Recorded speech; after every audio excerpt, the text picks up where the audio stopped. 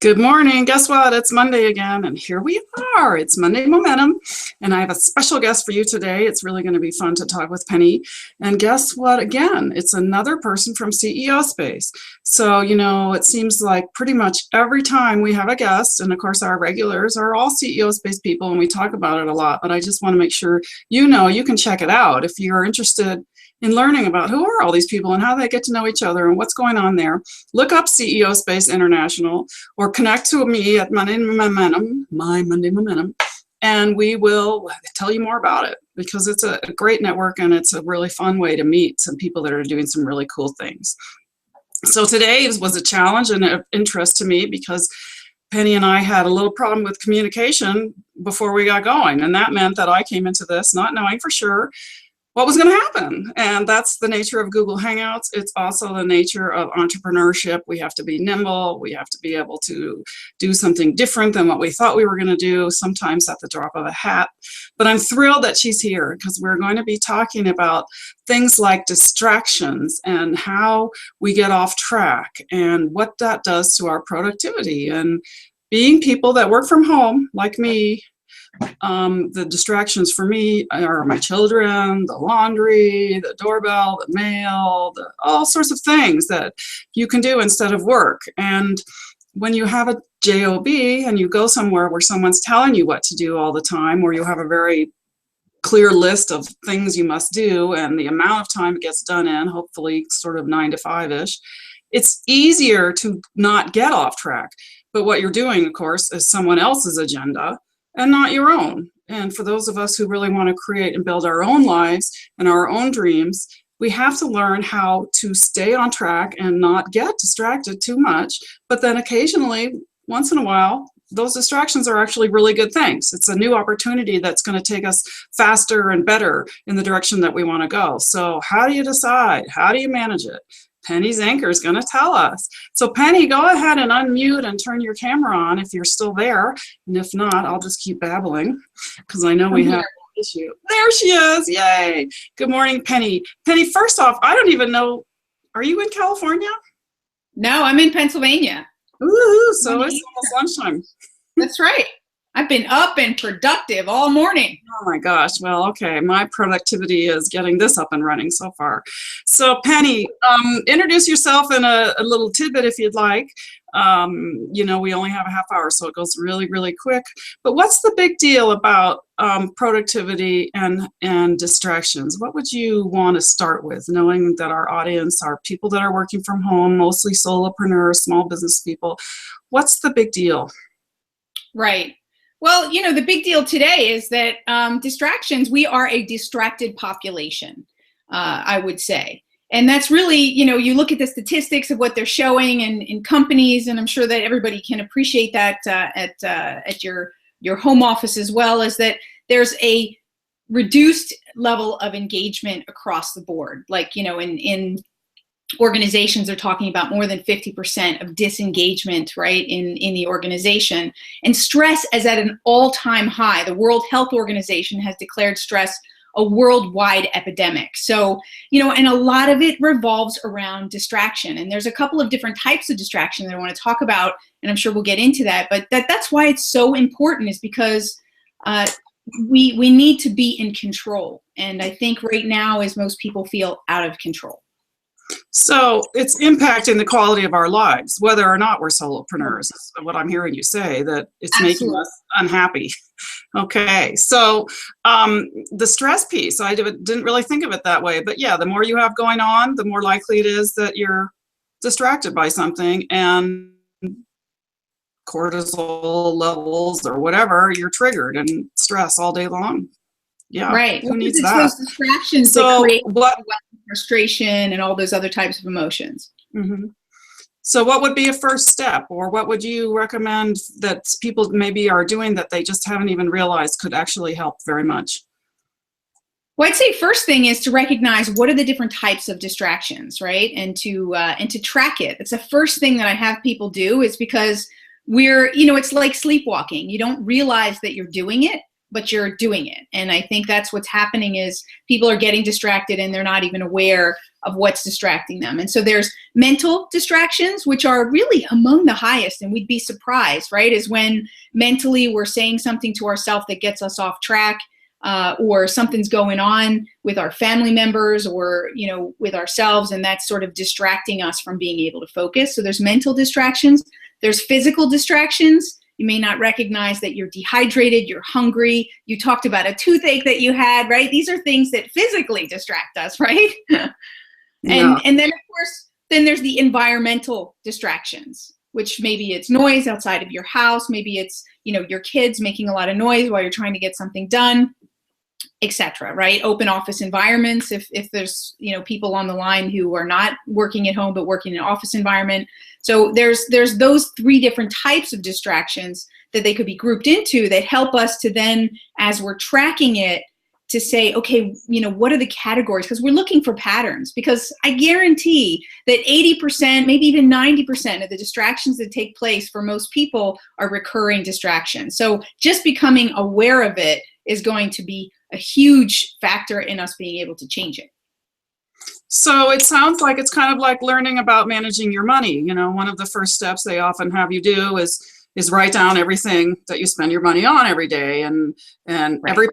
every penny of what's coming in as well. Or when you're on you're trying to figure out, why am I 100 pounds overweight? They have you write down everything you eat. And it sounds similar. Is it literally just writing down? And how do you recognize, maybe it sounds crazy, but how do you recognize when you are distracted?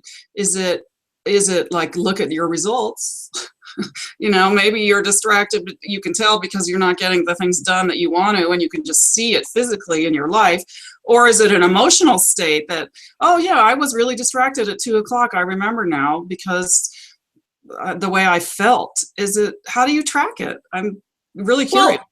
Well, first of all, I want to say, yes, it's the same as those other things, because we're talking about behavior change. And whenever you're talking about behavior change, the very first thing, I have a framework called the productivity rise, is you have to recognize it. It doesn't matter whether you're losing weight, you're managing your money, or anything else, right? When you're looking to make a change, you need to be aware of what you're currently doing. So you're right, that strategy is cross-contextual everywhere. You should know where you are now to be able to close the gap. That's like, duh, right? But we forget, because when we're stressed, right, we get into our emotions are high, then our intellect is low. So we forget these things in the moment. So, well, and I think, forgive me, but I think maybe we never knew. I don't know that we always forget. These are things that we weren't taught as children, and a lot of us just kind of automatically do whatever we do every day and go through routines without ever thinking about them or examining them. So I think it's both. I think it's both.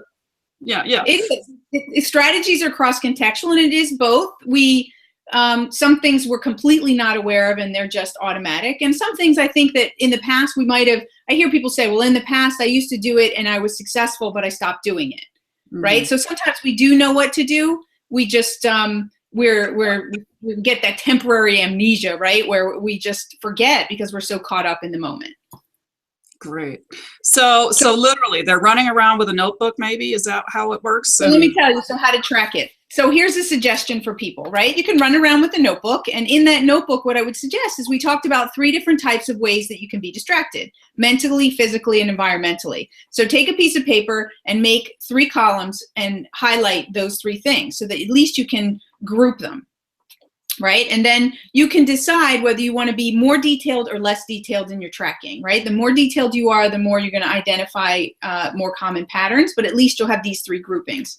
And what I recommend to people is just, as you said, you recognize, so let's say I'm doing something and then I recognize that I got up to go to the kitchen to get something to eat or to distract myself, right? So when I come back, now that I know that I'm tracking it, I'm going to recognize it a little faster. Or I could look back, at a block of time. If I didn't do it on a regular basis, I could at the end of the day look back and see where I was distracted. But you're not going to get as much value out of that in the moment I come back and I go, oh, I just distracted myself.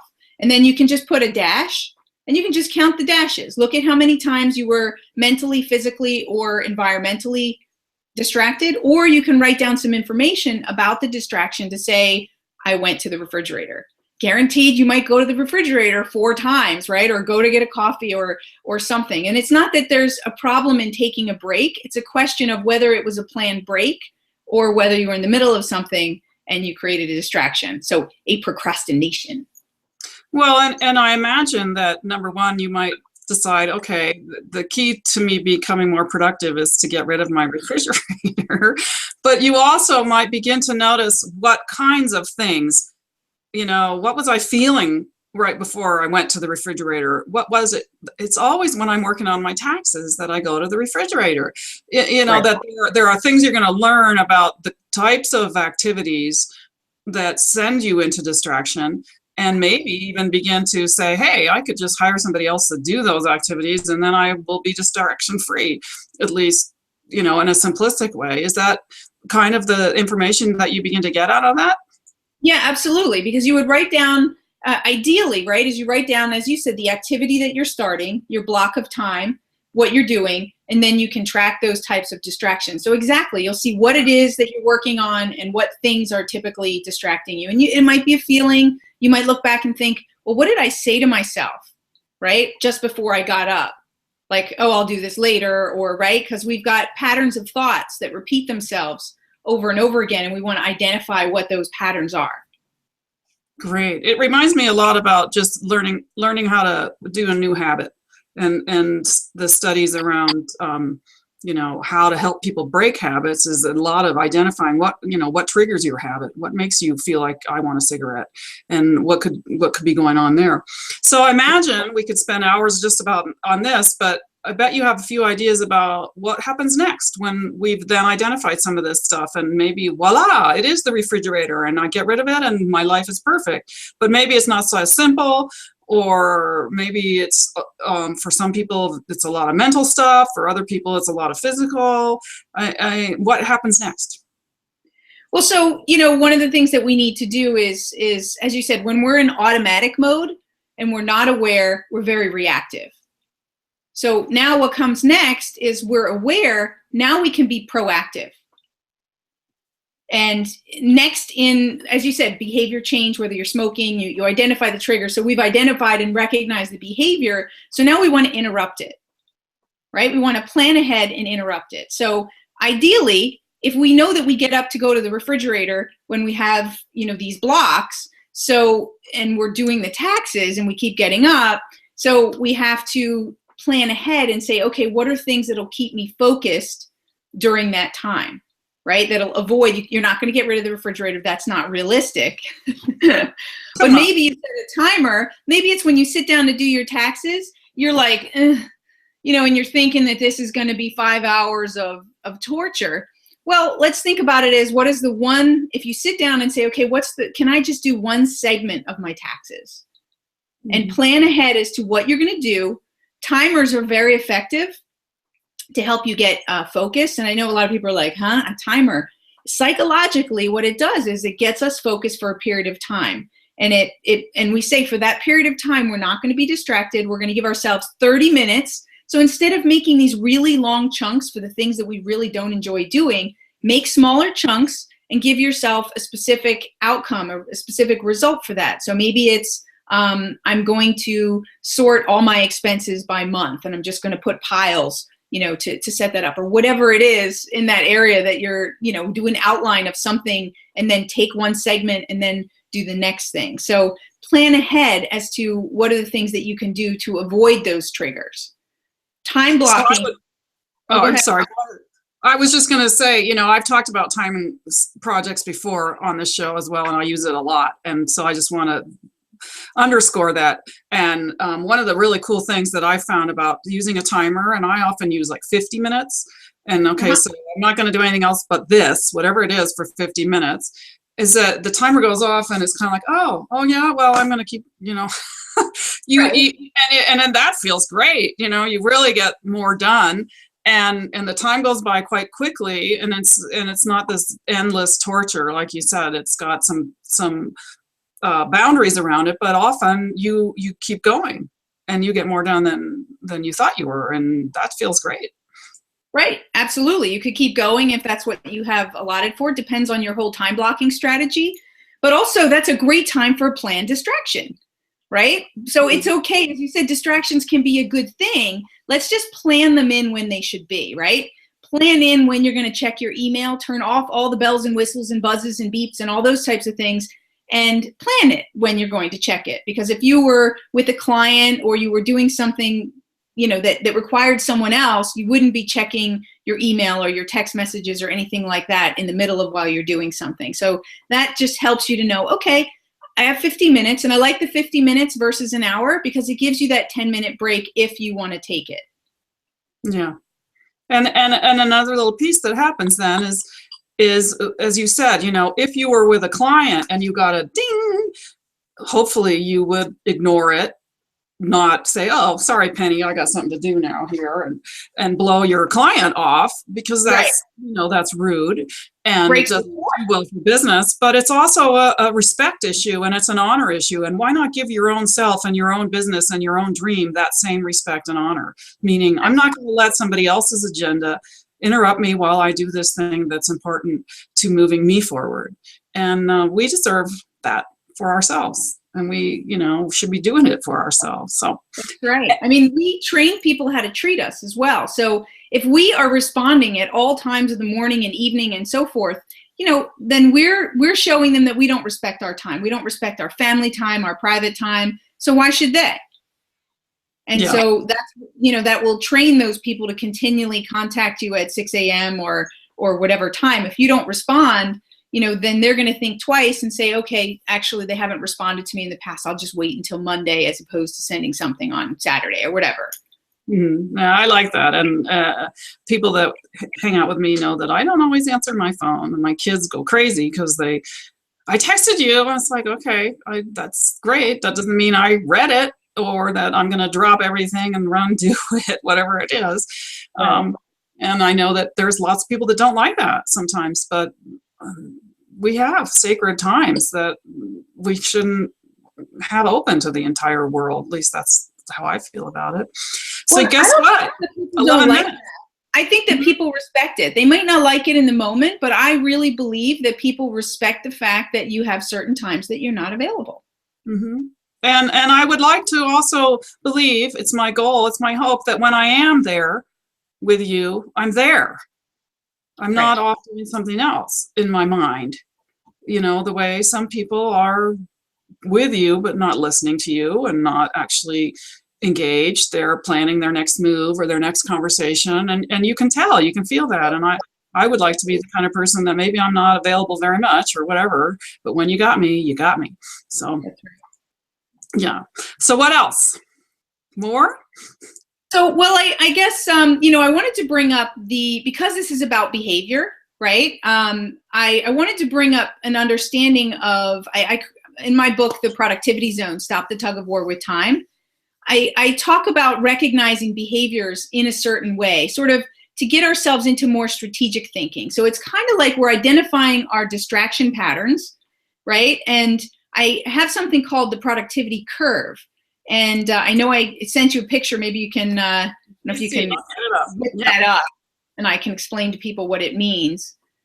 All right. So, yeah. So if we look at the productivity zone, right, in the center is, and this is, please don't think about this as a distributed bell curve. It's not meant to be like that. It's meant to be used as a framework, a picture. The center is where we have 10 core drivers that help us to get into the productivity zone. Those are productive behaviors when we focus on those 10 core drivers, and they drive our productivity.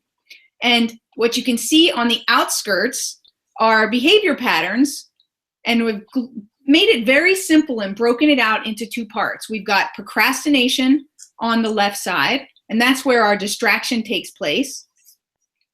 And then we've got perfectionism on the right-hand side. And that's where we're over-functioning, right? We're not taking into account the 80-20. We're really like overworking something.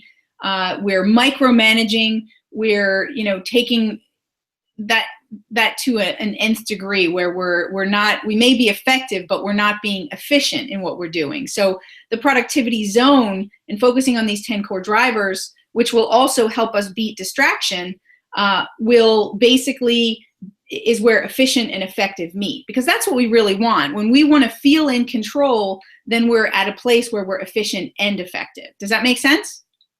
It does. And I'm wondering, number one, you tell me when we're done looking at this so I can get rid of it.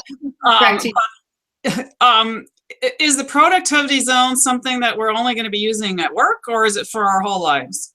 It's for our whole lives. I mean, you can call it, these are the 10, you can switch back to yourself if you want, if people are probably seen it.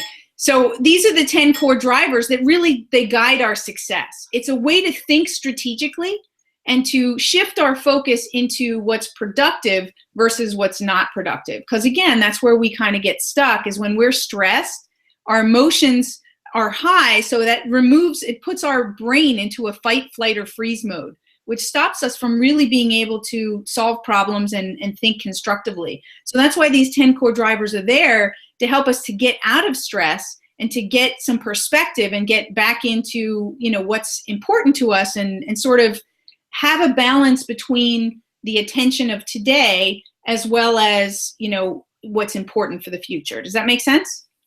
Yes, and we've heard 10 core drivers enough times that at least I want to know what the heck they are. Well, I can spout them out in terms of telling you quickly what they are, but I really encourage you to get a hold of my book, or I also have a free online assessment that people can go to get that initial idea of where am I now, right? We talked about understanding where you are now is the first step in being able to close the gap. So that's available on my website. But the 10 core drivers start with the 4 that are most important. They're broken out into 3 segments. And the first segment is championship psychology, because it really starts with psychology. I've seen this for years as a strategic business coach working with people all around the world, is I give them a resource. People want an app, a tool, or, a new way of looking at things. And that's all great. But that doesn't give you any kind of consistent, results, because it's got to be about the psychology first. That's what's going to get you consistent results. So people start with strategies, and those strategies, they don't stick because they don't have the psychology. So I just want to highlight that. Well, so I know there's a lot of meat here. Obviously, there's 10 of these things. Number one, that means there's 10, and probably each one is an hour or so of talking and lots of research behind it. So I don't want you to feel like you have to go through all of it really quickly right now, because what I'm wanting to hear is that just that much. The strategies, we do it all the time, and it is part of what distracts me. It's like, oh, this person has a program that's going to help me get my book done, and this one has this cool seminar that's going to help me figure out how to get organized. And those, it doesn't work. I mean, I'm feeling as though that it's not as big a problem as it has been in the past, but it's like you can only learn for a certain amount of time. You need to begin to produce, you need to begin to apply, and so I think that's what you're getting at with this piece behind it, the psychology of, yes, give me an answer, but give me the mindset so I can apply the answer. And if I haven't got that, how do I get it? Yeah. Exactly. So if you want, I can very briefly talk about what those 4 things are. I know that we're it's already out of time, right? Yeah. And we can bring Penny back and do more.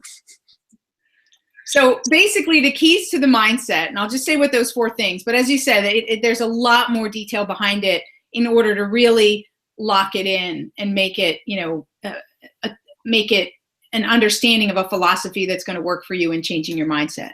But the first thing is purpose. Right? Is understanding what is it that you're looking to achieve, right? What's the bigger vision than where you are today? And that being said, is people set their goals, but then they put them away, and and that's that. And that's already helpful. But the thing is, and I'm really going to focus there. I mean, I'll say what the other things are, but as I said, there's a lot behind each one of these. But if we don't know why it's important to us and what's going to be different on the other side, we might be putting our ladder up. First of all, on, Stephen Covey talks about putting your ladder up on the wrong wall. So we want to make sure that when we get there, that we're going to feel fulfilled, and not like many people that when they get there, it wasn't what they thought it was. and then there's something else. So really to understand why it's important, and there's a couple of critical questions to ask to then take it from being that idea and that vision into what you said is into implementation, and hold ourselves accountable for it. So, and I do have something up on my website because it starts with those goals and that clarity. That's a free resource that people can log in to at www.p10app.com, and they can sign up with their email and get the that resource. So right there on your screen, you can point to it. Yeah, it's right there. That's the, yeah. Okay, great. Thank you.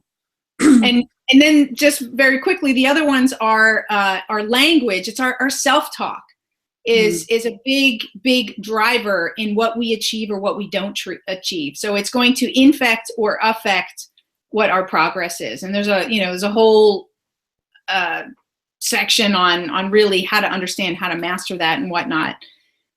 So that's number 2. Number 3 is focus. And I believe that there's 3 parts to focus. Most people think of focus just as attention, but there's really, it incorporates actually the other elements that I was just talking about. And there's strategic focus, there's mental focus, and then there's attention to focus. And they need to be in alignment to be really laser focused.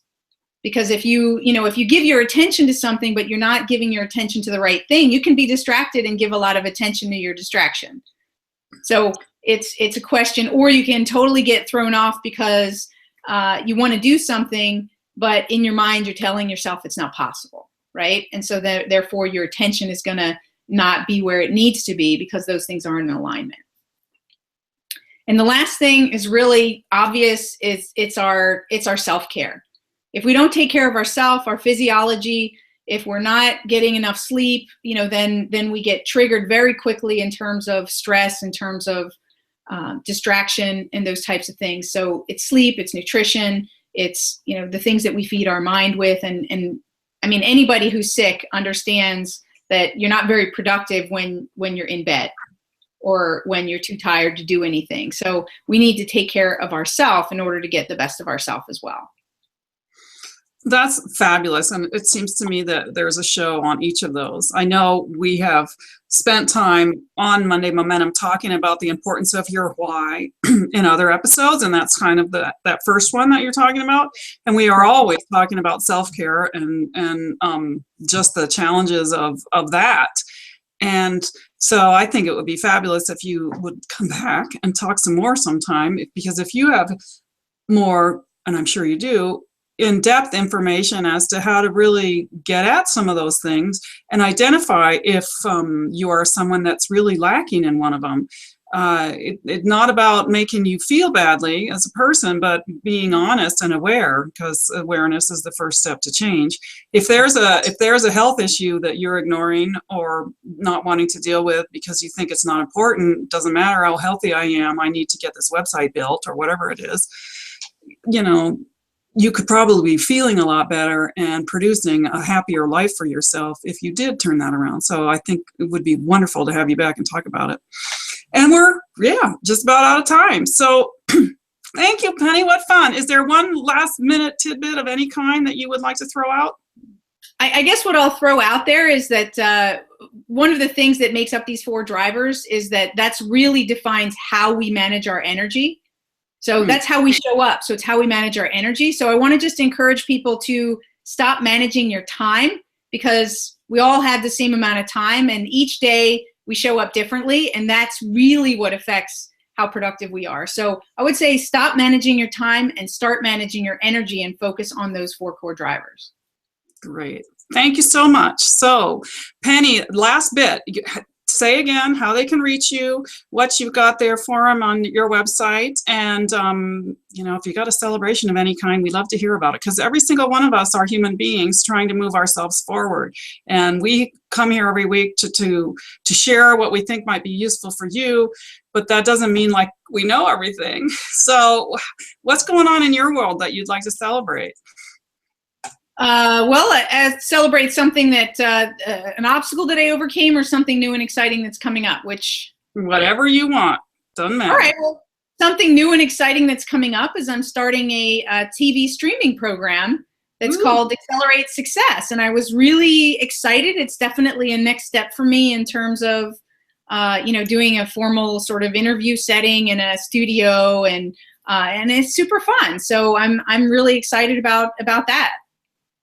And they can find you at your website and find out more about that there too? Yeah, they can find out more about that, about my book that covers the whole 10 drivers about the productivity zone, and get a free gift to get into that goal setting process, along with the next steps of implementing and getting it into a concrete day-to-day plan. Great. Thank you, Penny. What fun. And I can't wait to hear more. So I'm Sarah Coolidge. You can see me right there. You can find me at mymondaymomentum.com. You can find all sorts of other videos and ideas, books, information there. And we are here for you every week, every Monday morning, because we know what it's like to work from home, to be distracted. And we know that it gets lonesome sometimes, and that you want somebody to cheer you on. And we get it, and we believe in you, and we believe in what you're doing. So now it's time for you to get to work. So when you slide into Homebase on Friday, you feel really good about what you did this week. So go out there, get it done, and we will see you next Monday. Thanks a lot. Take care.